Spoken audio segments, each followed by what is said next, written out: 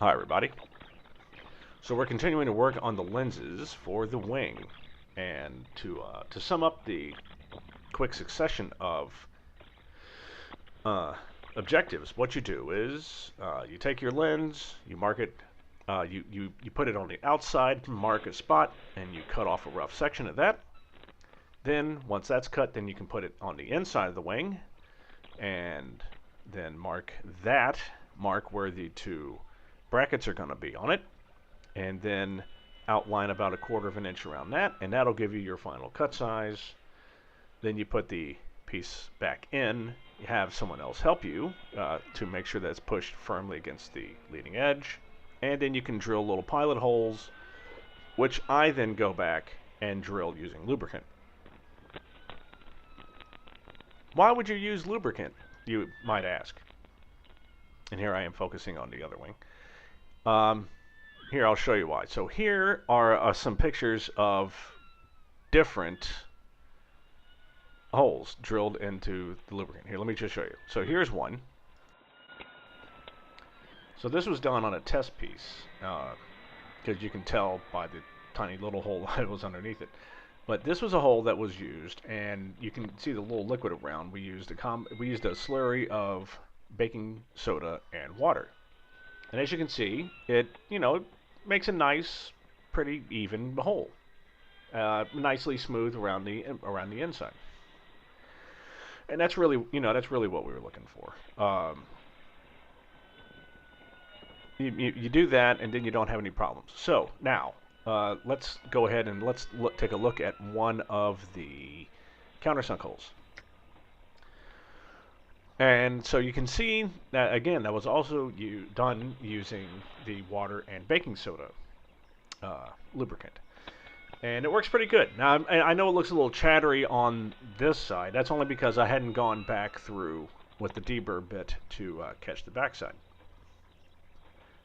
So I'm pretty happy with that. And you need to countersink that because the leading edge is going to be dimpled, and thus you need to have the dimples settling into the lenses. Kind of helps it stay in place. So those were all happy. Now let me show you what you don't want to do right here. Right, so here is countersink that was done on a test piece. And you can kind of see that as the drill went through, it just did a little bit of a shatter motion when it went in the backside of the plexiglass.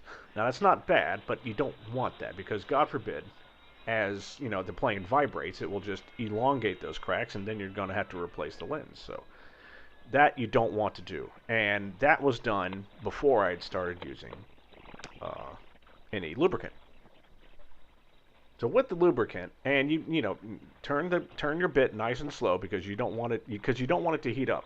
It heats up, it starts to melt the plexiglass, and then everything goes bad. So you want to do it nice and slow. But in the end, it works out pretty well, as you can see. So again, once you're done with the countersinking, so you do have to go back and you have to final drill everything out to a number 27. So you started at number 30, then you go to number 27. This is just like the fairings. Anytime you're going to use a number 6 screw, that's a number 27 drill bit. That's what I did.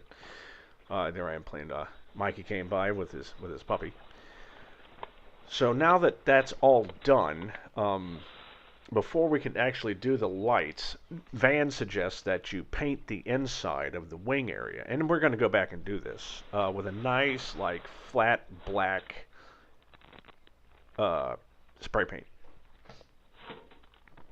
That way, the light that shines out, I don't know, I'm not 100% sure if it's to help the light that comes out look better, or if anyone's looking at your plane, when they look inside the light area, all they see is flat black. I don't know.